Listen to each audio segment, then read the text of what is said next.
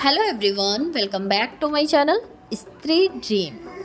आज मेरे दिन की शुरुआत हुई थी सुबह के 6:30 बजे और सुबह उठने के बाद मैं आ गई थी किचन में और यहाँ पर मैं ब्रश करूँगी। मुझसे किसी ने पूछा था कि मैं किचन में ब्रश करती हूँ क्या, तो मेरे जैसे जो ये मेरा रूम है ना, इसमें 2 ही वॉश बेसिन है, एक यहाँ किचन में, एक बाथरूम में है। तो बाथरूम मतलब सब कुछ उसी में है, नहाने का एंड फ्रेश होने का सब कुछ। तो मुझे पता नहीं क्यों वहाँ पर अच्छा नहीं लगता है ब्रश करना, इसलिए मैं यहाँ पर ही कर लेती हूँ। ब्रश कर लेने के बाद फिर मैं अपना बेडशीट वॉश करूँगी। आजकल पता नहीं क्यों ऐसा हो जा रहा है ना कि सारी डेली ही वॉमिटिंग कर देती हैं बेडशीट पर, और फिर वो सब वॉश करना पड़ता है एंड 2-3 कपड़े तो डेली के इनके हो जाते हैं। तो मैंने सोचा सुबह में ही वॉश करके डाल देती हूँ, क्योंकि आज सुबह से ही बारिश भी हो रही है।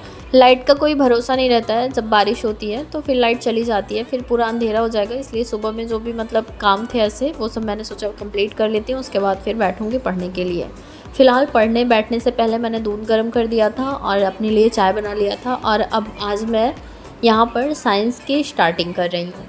साइंस के लिए मेरे पास लूसेंट की जनरल साइंस की बुक है। जब सीटेट का एग्ज़ाम हो गया था, मैं बुक्स लेने गई थी, जब मैं हिंदी का और परीक्षावाड़ी की, यूपी स्पेशल, ये सब बुक ले आई थी। तो साथ में मैं ये भी ले आई थी, जो कि लूसेंट की जनरल साइंस की बुक है। और ये सब मैंने डिकोड चैनल से, मतलब डिकोड एग्ज़ाम जो चैनल है आर के लिए, वहाँ से सब नोट डाउन किया था।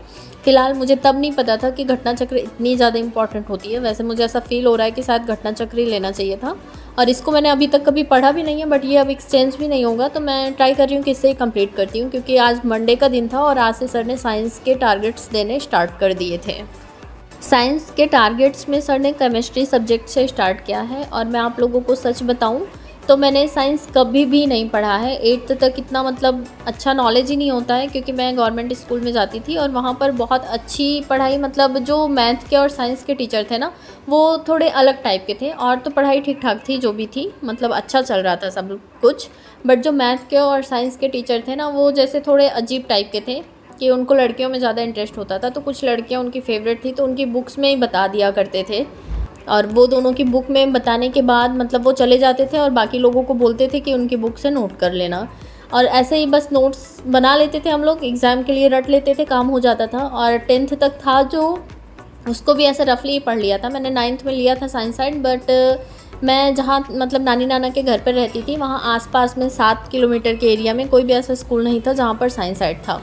और कलान का ही ऐसा स्कूल था जो कि 7-7.5 किलोमीटर पड़ता है मेरे नाना के घर से। तो मैं उस टाइम बहुत छोटी सी थी और डेली 7 किलोमीटर साइकिल चलाकर जाना, साइकिल चलाकर आना, एंड घर के भी काम होते थे। और मतलब बहुत मेरे लिए मुश्किल था। मैं छोटी सी थी और मेरी हाइट वगैरह भी ना 10th के बाद आई है। मैं मतलब एक होता है ना कि इंसान अचानक से बढ़ जाता है। पहले मुझे लोग बोलते थे कि मैं छोटी ही रहूँगी, बट अचानक से मेरी हाइट वगैरह इतनी आ गई, तो फिर मुझसे नहीं हो पाया। मैं लगभग 1 महीने तक गई थी वहाँ पर, क्लासेस लेती थी, एंड 1 घंटे लग जाते थे मुझे लगभग घर आने में। एंड घर आने के बाद फिर जो अपने काम होते थे वो सब कंप्लीट करो, एंड रिवीजन करो, फिर सो, फिर उठो, पढ़ो। मुझसे नहीं मैनेज हो पाया। फिर मैंने वहाँ से अपना नाम कटाकर, जहाँ मैं पढ़ती थी, जहाँ मैं बता रही हूँ जिस स्कूल में, तो वहाँ पर मैंने फिर 9th 10th 11th 12th सब वहीं से किया था। और फिर 8th तक तो मेरा ऐसे ही चल रहा था कि बुक में बता देते थे लड़कियों के, एंड 9th 10th में भी वही टीचर पढ़ाते थे। तो मतलब ऐसे ही चल रहा था। तो बहुत ज़्यादा इंटरेस्ट मैंने कभी लिया ही नहीं, और फिर मैं आर्ट साइड से आ गई। और फिर मेरे जो सब्जेक्ट थे, जैसे हिस्ट्री में मुझे इंटरेस्ट आने लगा, क्योंकि पढ़ाने के ऊपर डिपेंड करता है। अगर कोई गाइड करने वाला होता या फिर सर भी अच्छे से बताते तो उसमें भी इंटरेस्ट आता। बट जो सर अच्छा पढ़ाते थे तो फिर धीरे धीरे हिस्ट्री में, एंड ज्योग्राफी भी में मतलब इतना इंटरेस्ट नहीं आता था। हिस्ट्री पढ़ती थी मैं। इंग्लिश में मुझे बहुत ज़्यादा इंटरेस्ट था। एक होता है ना जब साइंस साइड नहीं लेता इंसान, उस टाइम की मैं बात बता रही हूँ। तो इंग्लिश की बड़ी वैल्यू बढ़ जाती थी, कि मतलब इंग्लिश में मैं सच में बहुत ज़्यादा अच्छी थी उस टाइम पर। और पीछे तो 3-4 सालों से मैं जब अपने ससुराल रहने लगी तो मतलब एकदम से सारी चीज़ें छूट गई। अदरवाइज़ स्पीकिंग भी मेरी काफ़ी हद तक ठीक ठाक थी। तो फिर उस टाइम ऐसे ही चलता रहा, और जो टीचर अच्छा पढ़ाते थे उसमें ज़्यादा इंटरेस्ट आया, और जो चीज़ें अच्छी नहीं पढ़ाई जाती थी तो जब एग्ज़ाम आता था तो ऐसा लगता था चलो जो सीरीज़ आती थी क्वेश्चन बैंक वगैरह रट कर पास हो जाएंगे। तो इसी तरह से 10th तक निकल गया, और 10th के बाद एकदम से छोड़ दिया। फिर इकोनॉमिक्स और हिस्ट्री, इंग्लिश, हिंदी और एक संस्कृत, 5 सब्जेक्ट रखने होते तो वो 5 सब्जेक्ट करके मैंने इंटर कर लिया। उसके बाद फिर अचानक से मैंने स्विच करके कॉमर्स से ग्रेजुएशन कर लिया, बीकॉम कर लिया। तो इसी तरह से था मेरा पूरा बैकग्राउंड पढ़ने का। तो फिर मैंने कभी भी साइंस पढ़ी ही नहीं है, और आज मुझे ऐसा लगता है कि 10th के बाद से लेकर अब जाकर मैं साइंस की बुक उठाई हूँ, लगभग 2010 से समझ लीजिए 2024 में।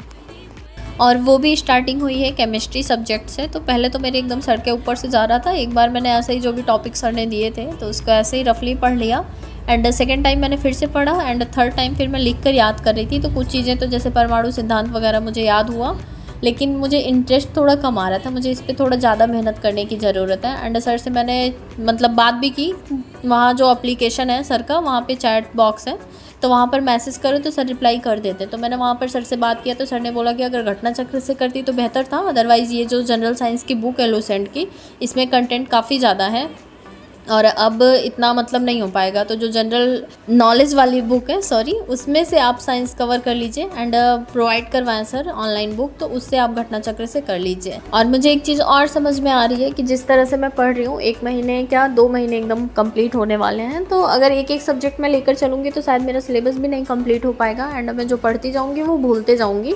मुझे ऐसा लगता है ना कि एक साथ में और भी चीज़ें लेकर चलनी चाहिए। देखते हैं अगर कहीं से कोई और सोर्स मिल जाता है तो अच्छी बात है। एक्चुअली क्या है ना, खुद से इतना ज़्यादा मैं दिमाग लगा ही नहीं पाती हूँ, क्योंकि सारी सच में बहुत ज़्यादा परेशान कर देती हैं पूरा दिन।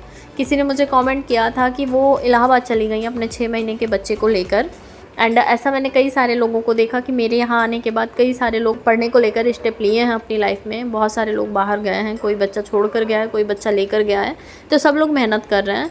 लेकिन सच में आसान नहीं है, बहुत सारी चीज़ें झेलनी पड़ती हैं, बहुत कुछ हो जाता है। मैं खुद ही मतलब वो मुझसे पूछ रही थी कि मैं 3 घंटे 4 घंटे पढ़ पा रही हूँ, इतना पढ़कर कुछ नहीं होगा, लेकिन आप लगे रहिए, धीरे धीरे आप टाइम इंक्रीज़ कर पाएंगे। मैं खुद ही नहीं कर पाती हूँ, 5-6 घंटे करना मेरे लिए मुश्किल हो जाता है।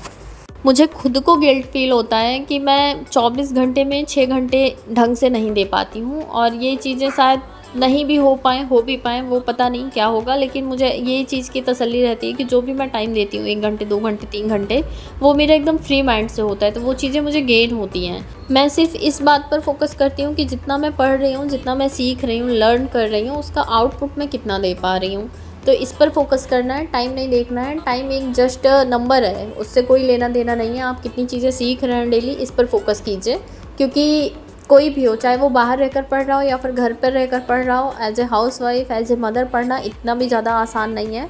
टाइम लगना ही लगना है। मुझे अब जाकर समझ में आता है। मुझे भी ऐसा लगता था कि मैं 1 साल पढ़ूंगी, 1 साल में सारी चीज़ें बहुत अच्छे से मैं कर ले जाऊंगी, बट धीरे धीरे मुझे भी 5 महीने कंप्लीट होकर यहाँ पर 6ठा महीना लग गया, और इसमें सिर्फ मेरा सीटेट का एग्ज़ाम क्लियर हुआ है अभी फ़िलहाल। अभी तो मैंने और कोई एग्ज़ाम दिया भी नहीं है, अभी जो एग्ज़ाम है उसकी मैं प्रिपरेशन में लगी ही हूँ, देखते हैं आगे क्या होता है।